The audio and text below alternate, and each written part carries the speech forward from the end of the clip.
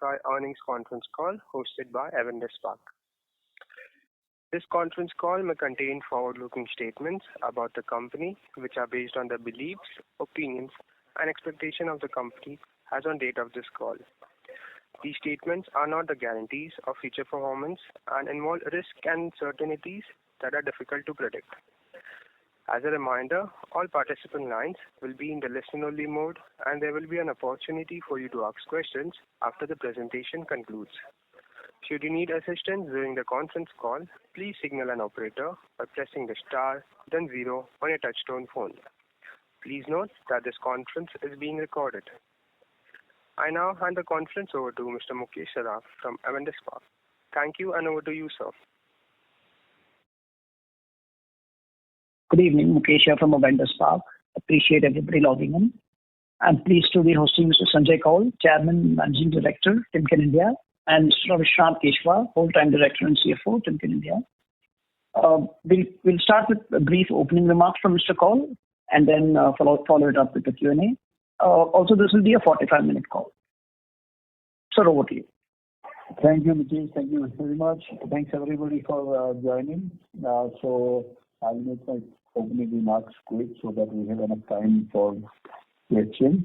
So generally, the Q2 24-25 performance highlights where we got the best September quarter revenue of 753 crores, which was a 10% YOY growth comparing to the same quarter last year. Demand was largely driven by the domestic, which was the plus, and in exports were minus. So that was the plus was domestic and minus was exports. They were subdued. But if you compare to the previous quarter, the domestic was less by 4%. And largely that was rails because of obviously we had the monsoons and all that stuff, cyclicality. And then overall I can say that obviously there is geopolitical situations and there are uncertainties across multiple end markets. US market has been subdued. China is down, so which China is down, mining is down, Australia is down. We export to these markets, America.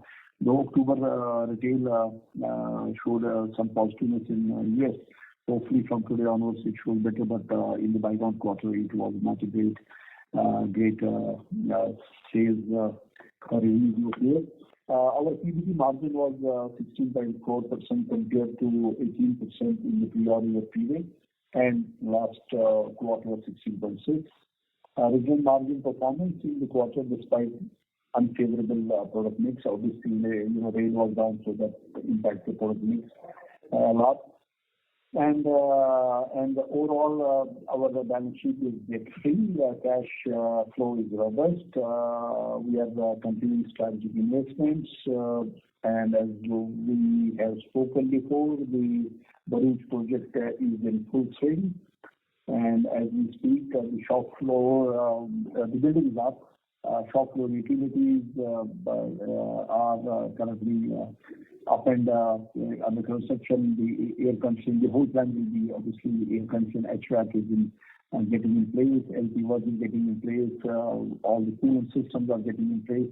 We are putting up a 66 kVA line, getting directly from the JETCO substation.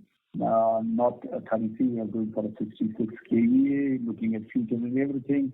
Civil work is progressing, STP, ETP, solar work is in progress, fabrication work is in full swing. The machines are already, the box machine has been received from Italy, Switzerland, Japan, etc. So, and more machines are coming in.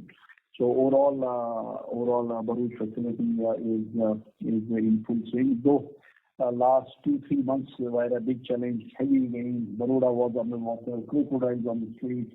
All that is now behind us, so that obviously had an impact on the construction. So that is the general highlights, and with that I would turn it over back to you guys so that we can directly go into the Q&A. And as it is only 45 minutes and we have already gone 6 minutes, so 39 minutes left. So let us jump into the questions, please. Thank you very much. We will now begin the question and answer session. Anyone who wishes to ask a question may press star and 1 on their touchtone telephone. If you wish to remove yourself from the question queue, you may press star and 2. Ladies and gentlemen, we will wait for a moment while the question queue assembles.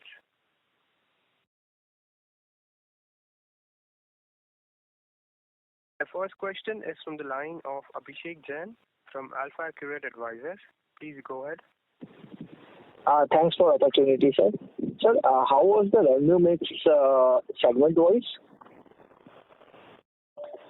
So, Mr. Jain, the revenue mix for the Q2 24-25 this quarter was out of the total pie, the rail was 22%, mobile was 18%, distribution was 19%, process was 21%, and exports were 19%. And in the railway segment, how do you see the growth going ahead? Basically, in the fourth quarter, the number was very much strong. From there onwards, we see some sort of moderation in the revenue. So, what? Sorry, your voice cracked a little bit. Can you repeat, please? Sir, how is the outlook for the this railway segment? Basically, in the fourth quarter, the revenue was very much strong, and from there onwards, we have seen some moderation in the revenue. So, how do you see the revenue growth in the this railway segment for FY25 and 26? And what would be the growth figure? Yes, generally, the rail is always the last quarter is generally best because the wagon industry pushes the wagon manufacturing. They have to complete their contract. So if you see all years in last 5 years, the last quarter of the fiscal year is always the best, and there will be no change to that. That will remain here. Overall, the wagon build is pretty healthy. And also the rail passenger Vande Bharat, all that is pretty okay. Metros are also chipping in, and as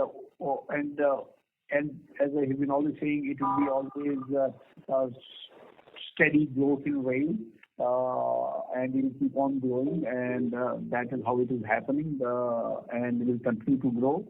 Though not like a hockey stick, but it will keep on growing. Obviously, the wagon production capacity is slowly enhancing. It is not enhancing at a very breakneck speed, and the buy is also going through its own channel.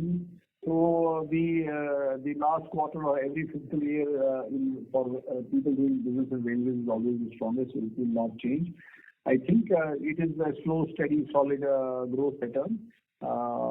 Last year's fiscal last quarter was very good. Again, I think this fiscal last quarter will be good, and more wagons are obviously getting made. I don't think it is not a hockey stick. There is no dearth of orders as well.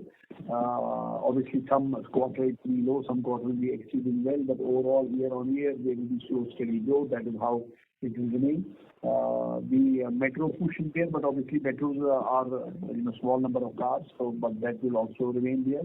Vande Bharat is having traction, so I would say that is a nice for railways, a nice overall as an industry, nice steady growth, and that momentum will keep on happening. And in export side, how is the outlook ahead from last 2 to 3 quarters? There was a weakness, and most probably that, as you mentioned, that there will be some recovery expected from the U.S. market. So, what is your outlook for the S2 and FY26 in export terms? So U.S. market, I would say Americas, not only U.S. Americas, both north south. So obviously north is important. So Americas overall, rail had its pluses this year. And I think that even next year the rail in the Americas will be decent. The class actually the heavy truck segment has its weakness, and with the election results, October was a better month compared to the rest of the month, slightly better. So I am expecting that there might be a possible recovery in the U.S. markets, especially on the single tier side, which is the heavy truck side. I am hoping that everybody is having the dual music there, but I think that with the election getting over and steady political will coming back, and October is any indication, it might be better than what everybody is expecting that it might take. But the rail side of America will remain okay next year. Thanks, sir. That's all from my side. Thanks. Thank you. Before taking the next question, we would like to remind participants that you may press star and 1 to ask a question. The next question is on the line of Chandrakant from Ericsson's. Please go ahead. Hello. Yes. Good evening, sir. My question was regarding the parent portfolio besides bearings. Will they be launching that portfolio in India through Timken India, or is it not yet clear? No, it is very clear that everything which we are selling in India is through Timken India Limited. That is what we have been doing always. Now the major multi-billion dollar or multi-million dollar question is that the parent has taken over good companies, a lot of technology companies, which is part of the powertrain, whether it is belts, chain, pulleys, etc., and also in the area of robotics and linear motion, etc. So these are all European American companies. So they are high on tech.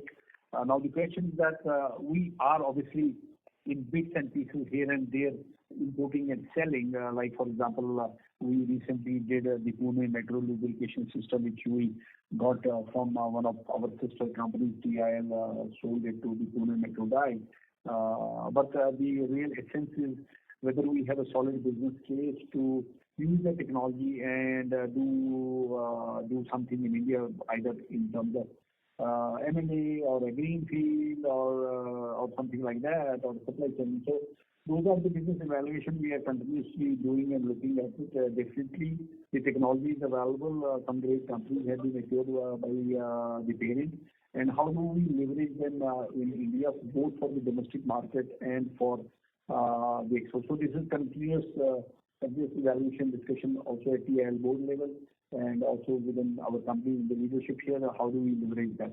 But it is very clear it will be sold to TL, so that is very clear. Now, how do we procure it at the right cost using the technology? Like, say, for example, in the case of Timken India Limited, we have the technology from there, and we have the local sourcing and local manufacturing, and we have a good combination. So on those, which we call internally industrial motion components, whether it is belts, chain, lubrication, etc., etc. So how do we leverage that technology and use India base and India cost to serve the Indian customers and also use it for export? So those discussions are on. There's an interesting company which Timken has taken over some time back called HFAN, which is cone drive, which is into the solar market and which is into slim drives. So these slim drives are optimizing are very important if you want to graduate from the fixed panel in solar to rotating panel, so that you get the best of as the sun moves, you get the best of the rays of the sun and produce optimum level of. So we are looking at that. We just won a small order from Tata Solar, and we did some assembly and TL sold some units, just kind of a pilot. So it is a great opportunity. We are looking at the best model which will provide growth for the Timken India Limited. But one thing is still it will be sold through TL. Now, how do we do it? Because it needs both technology and a local manufacturing base or local cost base, so that we are evaluating. Okay, that's great to know, sir. My second question is regarding the holding of the parent in Timken India. That's reduced to 52%. Are there any plans to increase it so that investor confidence is also increased? The parent is currently at 51.05, and currently we are at 51.05, and that is it. I have no further information on that. Neither going up, neither going up, no information available with me. Thank you. That was my last question. Thank you. Thank you. The next question is from the line of Saurabh Patwa from Quest Investment. Please go ahead. So thanks for the opportunity. Sir, first question, sir, with the new plant commissioning possible happening in sometime in CY25, how do you see it impacting our revenue growth and margin? And also on the second question is on with the change in leadership at the global level, how do you see India? Are any discussions on for India gaining more share in exports with the new plant and any more plans of incremental capex happening in India? Okay. Thanks, Saurabh, for asking one great question and one tough question. So let me answer the first question in terms of the new project which we are doing in Bharuch.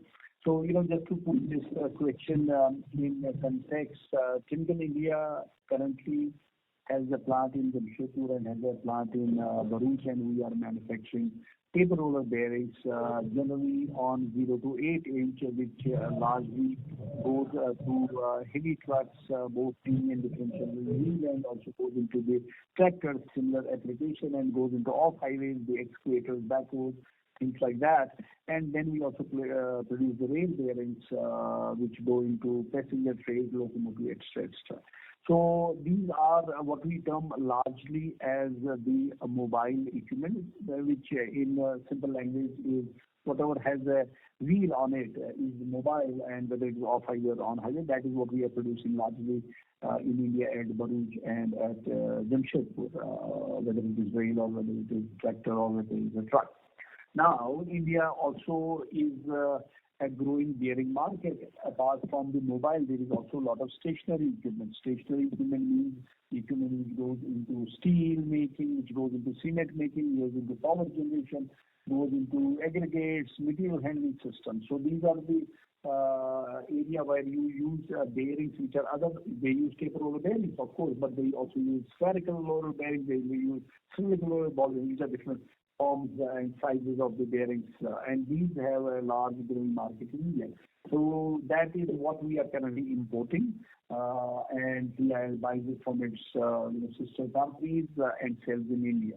So we looked at the market size, looked at all aspects, and then obviously went to the board and came to the conclusion that we should start producing cylindrical roller bearings and spherical roller bearings, which has a large demand in India. And these bearings are also used in similar equipment in every part of the world. So, for example, in Malaysia, in Indonesia, they are largely heavily used in the palm oil market. Is the growing market. They are used in same cement and steel industry. So with that, we have the business case. We got approved, and we started investing in our project in Bharuch, which will start making the spherical roller bearings and cylindrical roller bearings, which are going to cater to the Indian market. We were exporting and we were importing, and now we have a chance to localize it, and we have the chance to export it. So obviously, it is going to be a revenue more because of the fact that with the right cost, local supply chain, strategy customer, and these are the customer where we have been traditionally importing taper roller bearings and supplying them for years, and they have been always asking that, hey, why not the other portfolio, the basket is available, why not try that? So we started then importing and testing the market, and finally we have started, making those bearings from next year and start supplying them. So it is certainly going to be revenue positive as Timken has a heavy knowledge on supply chain, our knowledge on material science. We have created a nice supply chain. So given our previous record, so I'm sure that this would create with the Timken technology world-class bearings with the right cost, and the market is growing in the stage study equipment, and that should fetch us not only our top line betterment, it will also do a better addition to our bottom line. So that is the whole idea of the business case, and we are committed to execute that. So it would be positive. Now, how much positive, only time will say, but the business case is meant for positive top line and positive bottom line.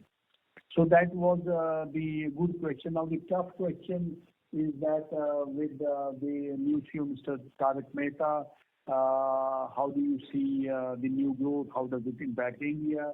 So obviously, Timken company, now I'm speaking of Timken company, is a global company. Obviously, they are the promoters for the large promoters for TIL, and 125 we celebrate 125 years this year.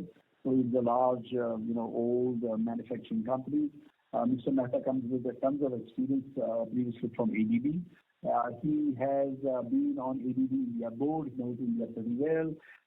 Though he has not spent much time in India, I think he left India when he was 17 or 18 and has lived in America and Europe most of the time. He's a very, very great business leader, proven business leader in ABB, has done many M&As in his time at ABB. And yesterday was his first investor call as well. And he has come on board to lift Timken company to the next level. So obviously our previous CEO, Rich Kyle, ran the company as a CEO for more than 10 years, and did a fantastic job of transforming the company from only bearing to a complete solution provider in the powertrain. And now the next level obviously has been initiated. I think certainly as he has been on the ABB India board, has been working on ABB China, extra understands Asia pretty well. And Asia definitely has a strength. India has a super strength of cost, quality, delivery, and our quality is in general in industry, mechanical industry, good company, top quality and great cost and also quick delivery. So I'm pretty much hopeful that any great business leader will leverage India. And now there is China plus one and all those things on one side, but just looking at India, where itself currently your $5 trillion economy has 12-30% manufacturing. Every day the economy is increasing as it becomes 7-8 trillion and manufacturing becomes 25% of the pie. Obviously, you need a lot of manufacturing in India, and then India can easily become the workshop for the world. So Mr. Mehta is an astute business leader, understands Asia very well, understands America very well, and definitely he has been hired to take the company to the next level. So obviously markets are coming down. There has been America last week, but they run in cycles, and I'm pretty much sure that he is bound to lead the company to the next level. And nobody can ignore India. It's a great home market and a great manufacturing base. So it is how do you leverage well, and when somebody knows that region very well, obviously it will be leveraged very well. Great, sir. Great, sir. Thanks a lot for the detailed explanation. Can I add one more question if you allow, sir? Sorry? Sir, if you allow, can I add just one more question or? No, sure. Yeah. So, going by, sir, your comment on the previous question, would it be safe to assume, sir, your second half would be much better than the first half, and in terms of both growth as well as mix improvement, and should lead to a better EBITDA margin as well? So, I cannot tell you about, I can't give direction on the margins, but obviously whether they will be better or worse. So in general, I will tell you there are two things which I can tell you in general, as I told previously. Rail, generally in the last quarter for the industry is good. Rail as a mix is good. And with the American election getting over, I'm sure there is going to be a direction there. And October was giving some good kind of indication. India after Diwali generally is good. So I don't see any reason to be pessimistic as I look for the October to March 2 quarters. In general, I think business people who run business should be optimistic, and there is no cause of being pessimistic in approach. That would be my limited answer. Great, sir. Great, sir. Thanks a lot. Really helpful, sir, and all the best. Thank you very much, sir. Thank you. Participants who wish to ask a question may press star and 1. The next question is from the line of Ankur Sharma from HDFC Life. Please go ahead. Yeah. Hi, sir. Good evening. Thanks as always for your time. Just 3 questions. One was on the process industry, steel, cement. How are you seeing demand over there? Also, if you could talk about wind, one of your peers talking of a reasonably good revival on the wind market as well. So, yeah. Thanks, Ankush.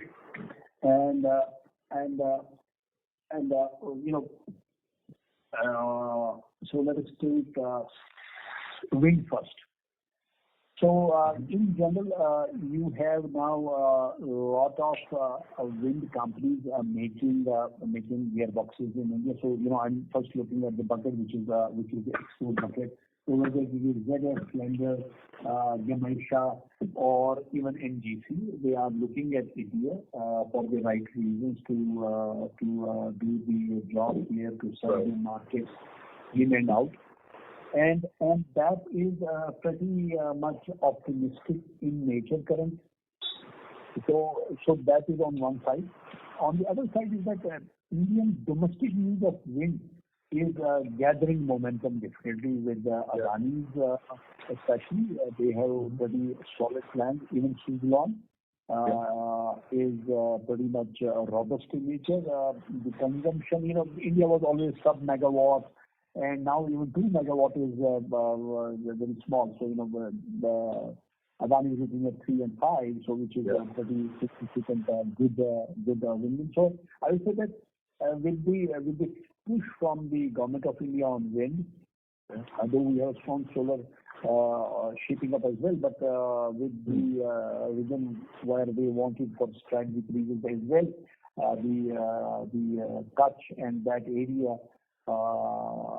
So wind for domestic use is picking up definitely, and we see Suzlon, Adani for the Indian market doing a good job. And then we see on export, though obviously there has been the Chinese wind market definitely is down.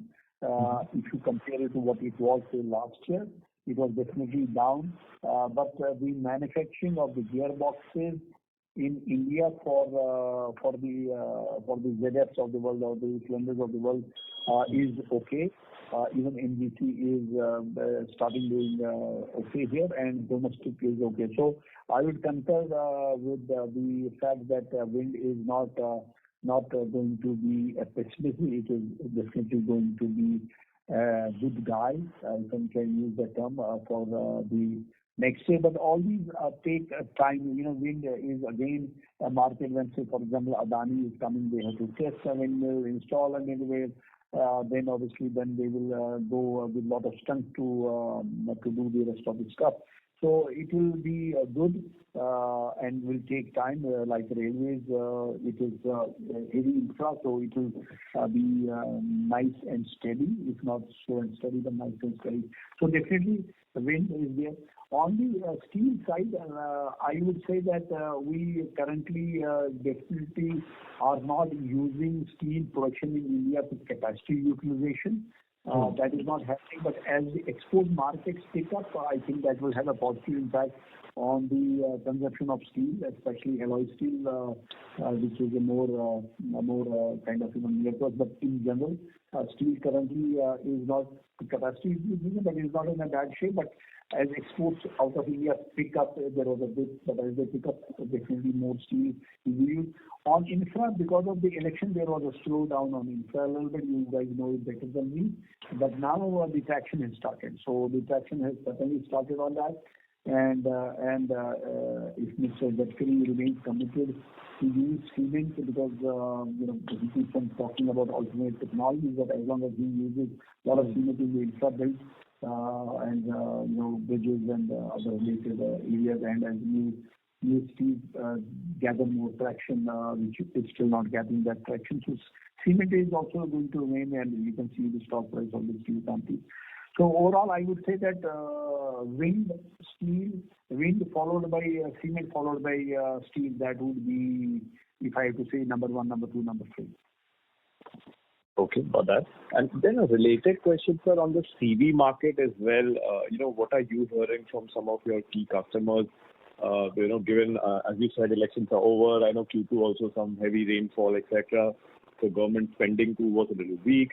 But are you seeing initial signs of a pickup on the overall government spends and maybe that trickling down to better, numbers for some of the CV makers? My question is that, obviously, if we see some good quarter over quarter, it will be the last quarter and the CV better. We certainly see, obviously, last year for the excavators, though the bumper was great, then it went down because of election and all that. So that has come up again, and definitely will come up again. That by 2030, the construction market is going to be 10 billion market. So that is going to have traction. On CV particularly, I think January, February, March might be a lot better than the previous 2-3 quarters. Got that. Okay. And just the last question, sir, on the margins itself, when we look at gross margins / material margins, we used to do about 41-42% earlier, maybe last year, even before that. Now we are in that 39% range last 2 quarters. So is it more to do with the mix where we have lower share of exports, or is it also that we are not able to completely pass on, maybe higher RM prices? So just trying to understand, when do we see gross margins going back into that? So obviously, my boss is asking the same question. So it is sort of a mix of everything. It is a mix of inflation, it is a mix of, it is partly because of the mix, partly because of the inflation, energy cost, labor cost, and then steel going up and down here and there, extra. So it's a mix of everything. Our endeavor certainly is to make sure that whatever can be passed on should be, if not the price, the cost escalation has to be passed on. So that battle, especially the automotive industry, is legendary. It will always be fought, and at the same time, customer is a customer. But overall, I would say currently there was a combination of inflation, combination of mix, which included the export of the extra. So endeavor is to have the right balance, optimize the supply chains and things like that. But on the passing the price in automotive is tough. I don't see that though the endeavor is continuous, but there is huge resistance, and obviously the industry is competitive. So there I see it not getting a lot of traction just on pricing, but we are trying to improve our mix, trying to further optimize wherever we can, as much as solar to bring down the electricity cost. So all those endeavors are on. But passing the cost in totality is a battle, which sometimes we win and sometimes lose, then the battle is on. Okay. Great. Okay, got that. Thank you. Thank you. A gentle reminder to participants that you may limit your questions to 2 per participant, as there are several participants waiting for their turn. The next question is from the line of Dipesh Agarwal from UTI Asset Managers. Please go ahead. Yeah, good evening, sir. Sir, my first question is, what will be the split of exports in terms of railway and auto, and how is the European railway doing right now? Sorry, Dipesh, I think your voice was not audible or well. Can you please repeat? Yeah, sir. So first question is, can you give the split of exports in terms of railway exports and auto, and how is the European railway doing? Okay, sorry. Thanks, I got the question. So generally, when everything in America goes well, it is only 50-50. That is generally the mix between the heavy truck and the rail. This time round, the rail is more skewed, so it is almost 70-30 or 68-32. Generally it is 55, but this time it is more rail, less TS for the heavy truck. On the rail side in Europe is not having any much freight. Russia is generally out because of the various reasons they have there. But the European market is not a heavy freight market. So So rail freight in Europe is almost minimal, and their passenger is also very minimal and mostly running on sphericals, and we are in India mostly making tapers for the passenger. We are slowly converting to tapers, and might be a market for us for tomorrow. So rail market in Europe is a small market, is niche market. We do export to the leading rail, but it is small. They have no large freight. So obviously, the large freight markets of the world is America, China, Russia, India. So these are and South Africa, followed by Australia. So these are the large freight markets in the rail sector. Currently, what would be geography-wise split for us in exports, US, Europe? We are largely our exports are North America. We export to Australia, we export to even China, but largely it is US followed by Europe and followed by then the rest of US would be more like 60-70%. Is that understanding correct? America would be 50-60% would be America. You are right. Okay, sure. Sir, the other is so on the CRB, SRB, I believe the capex was originally 600 crores. If I look at your balance sheet, CWIP is 290 crores. So it seems still a large chunk of the capex is pending. So is there any delays in terms of timelines for the Bharuch plant?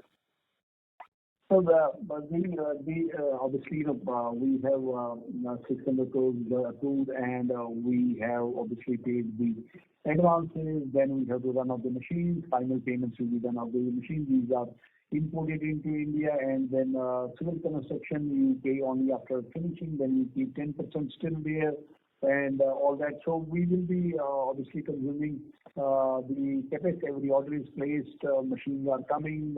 You don't pay them until you don't run off them all. Then our 66 kVA is to be energized in next 10 days. After that, we pay the electricity guys, which is also a tiny sum. So all that is in motion.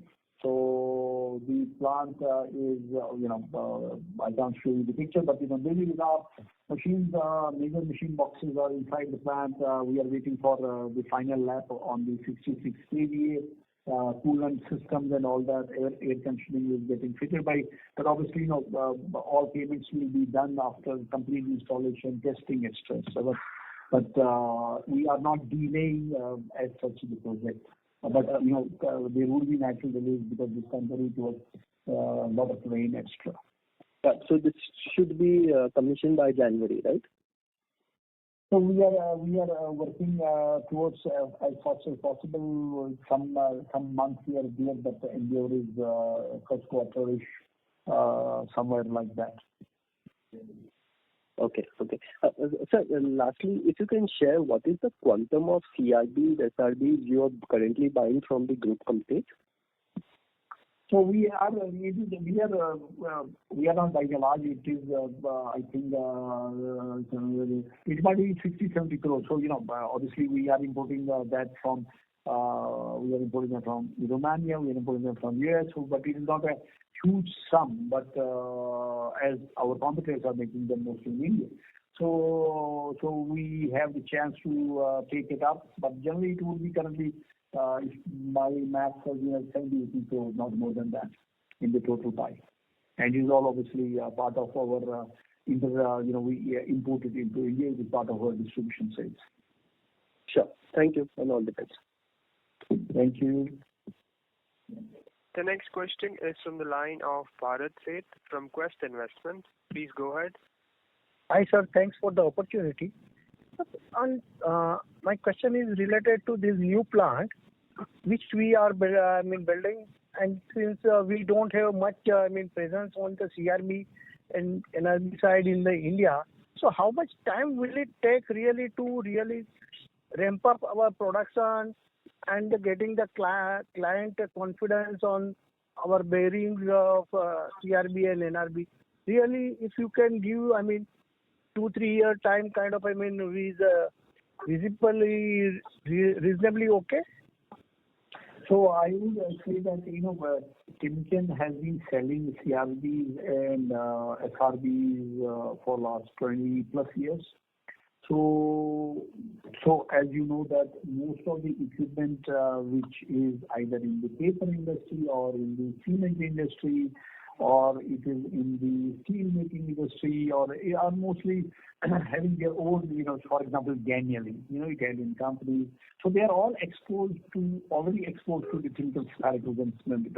So it is not that something is going to be completely new. We could have sold a lot more if I was not margin centric, but we have to balance everything.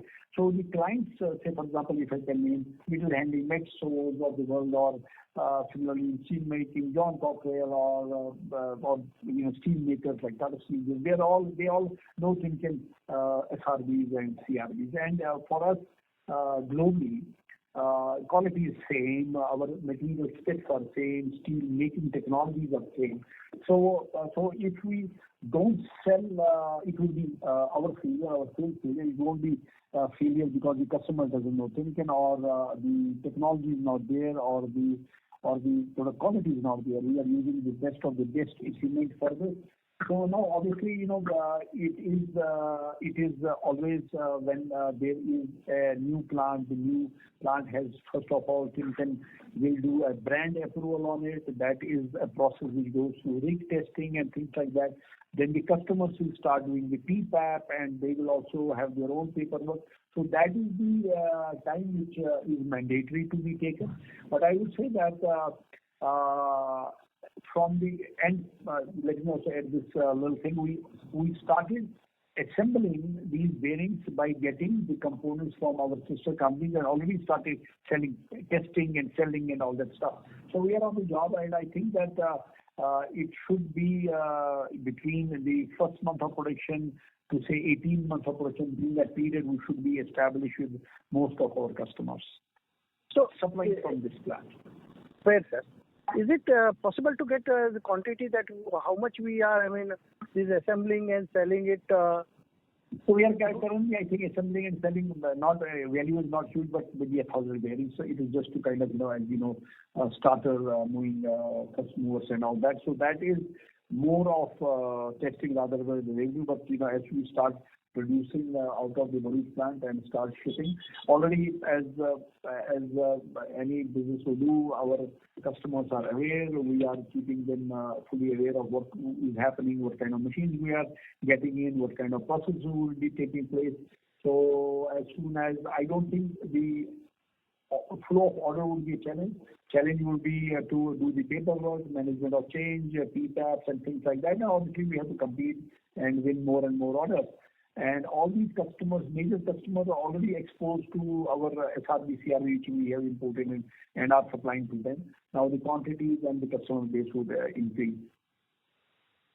Great, sir. So on railway, how do we see our market share? And you said that there is some kind of a delay in procurement of wagon and all, which you expect that to start picking up from Q4 and Vande Bharat. If you can give some color, is there any delay? Yeah. So obviously, the last quarter of every fiscal year is always the best for the railway companies. All the railway companies do very well that way because they have to complete their order book, and monsoons are over, and all the Diwalis and Dussehra, those things are over. So obviously, those are the best lap of the race. So no brainer, industry of rail last quarter of the fiscal year is very good. As far as our market share is concerned, it's a competitive market and we compete. We have created a world-class supply chain, and we got pretty depreciated good asset base in Jamshedpur. We are on freight. We are the market leaders in India on passengers. We are the market leaders, and we intend not to lose any ground to anybody.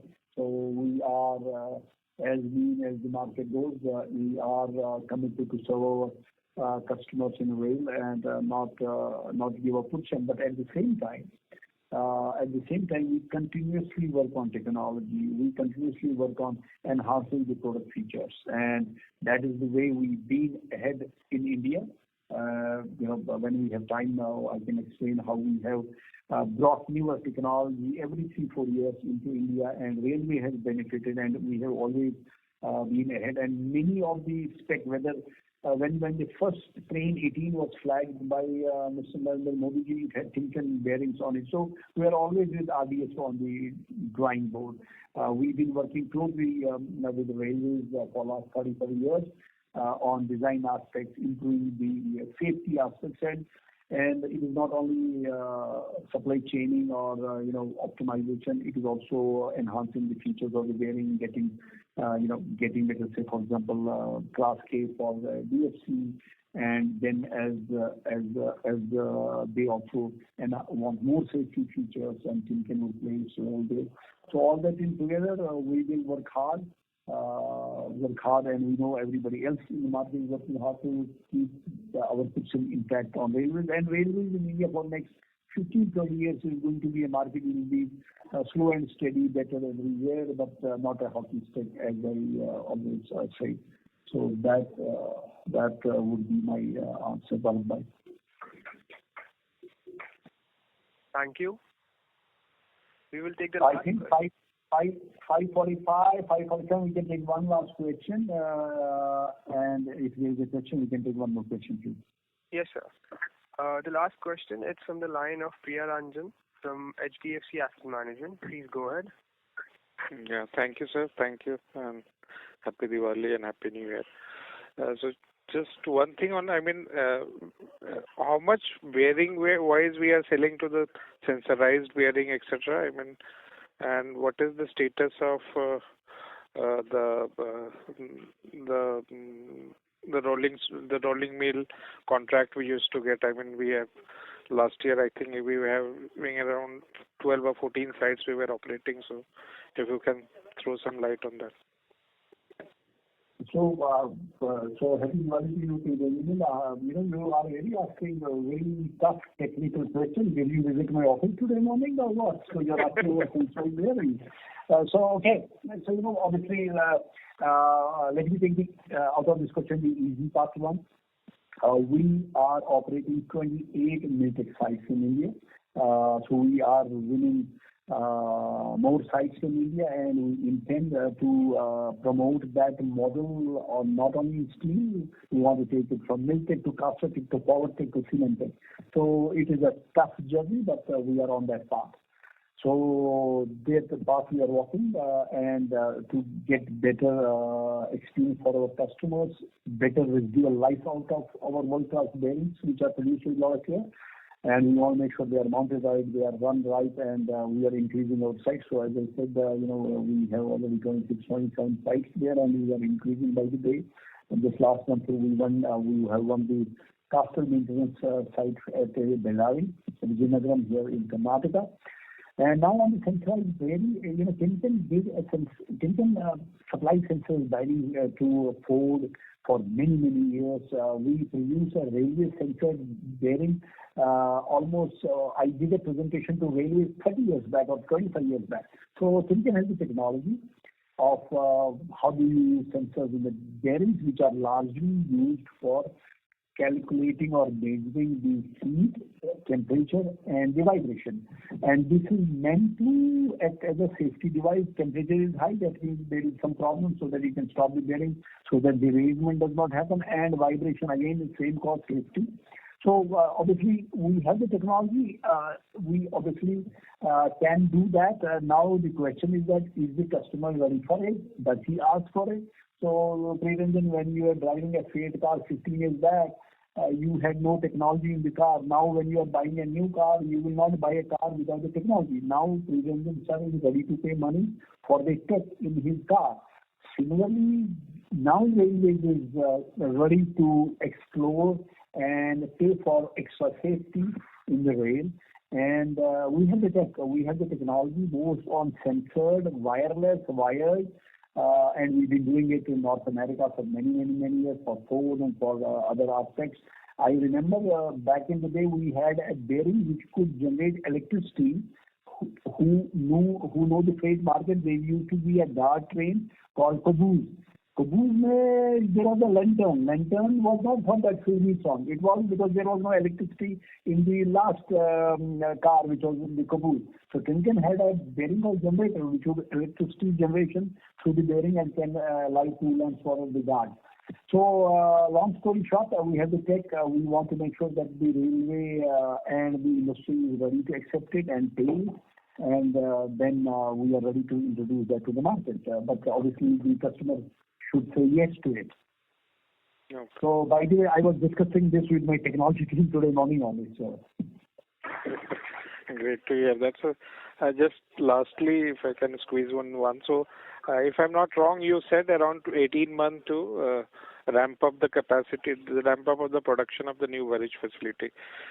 So, in 18 months timeline, I mean, what kind of capacity utilization we can think of? Like, I mean, typically we have always operated at 80 plus capacity. so I would say that in order to reach 80, I would say that in 18 months I should be able to every asset, every machine has to be ramped up, and all that should take me 18 months. But for your question, which goes beyond the ramp of this capacity utilization, I would say it will take us at least 3 years to reach the mark or to use at least 80-85%, which is our intent. Sure. Sooner the better, but I would say that new plan, new technology, PPAP, certifications, ISOs, everything, we will ramp up nicely by 18 months, and capacity utilization by 24 to 30 months would be my take. Okay, got it, sir. All the best of luck. Thank you, sir. Thank you very much. Thanks a lot. Thank you very much. You all have a good evening. Thank you very much. Back to you guys. On behalf of Avendus Spark, that concludes this conference. Thank you for joining us, and you may now disconnect your lines.